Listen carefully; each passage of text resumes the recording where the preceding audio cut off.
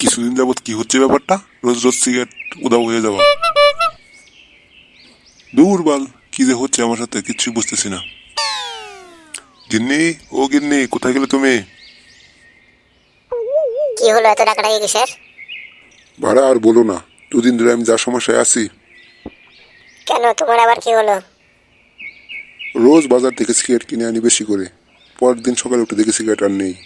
বলতে পারো এগুলো কে সরায়? আমি কেমনে বলবো, আমি তো আর সিগারেট খাই না। কথাটা তো তুমি ঠিক বলেছো, তাহলে সিগারেট আমার যাই কই এটাই তো বুঝতেছি না। আচ্ছা ফুটো কই? জানি না, ফুটো তো সকাল থেকে বাড়িতে নেই। ও আচ্ছা, তাহলে আর কি করার, আমি বাজারে গেলাম। আচ্ছা যাও।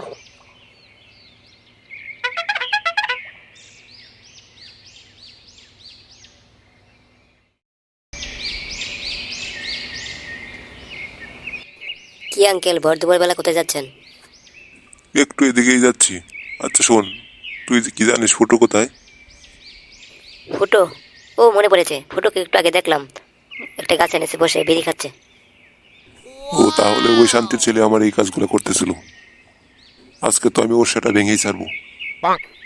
কি আঙ্কেল, কার সেটা ভাঙবেন?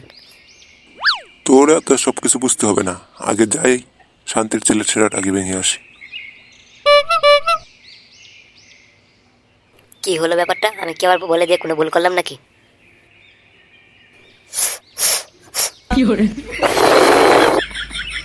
আরে চুদন, চুরি করে বিড়ি খাওয়ার তো মজাই আলাদা।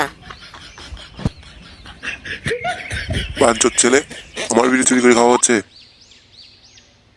এ কি বাড়া, তুমি এখানে? আমার বিড়ি চুরি করে খাওয়া? দাঁড়া, আজকে তোর সেটা যদি আমি না ভাঙছি। ভুল হয়ে গেছে, ভুল হয়ে গেছে, আর হবে না। আমাকে আজকের মতো ক্ষমা করে দাও। আচ্ছা যা, আজকের মতো তোকে ক্ষমা করে দিলাম, কিন্তু ভবিষ্যতে যদি এমন হয় তাহলে তোর খবর আছে। না, আমি আজকের পর থেকে আর কখনো এরকম করবো না। আচ্ছা ঠিক আছে ঠিক আছে, এখন যা, তাড়াতাড়ি স্কুলে যা।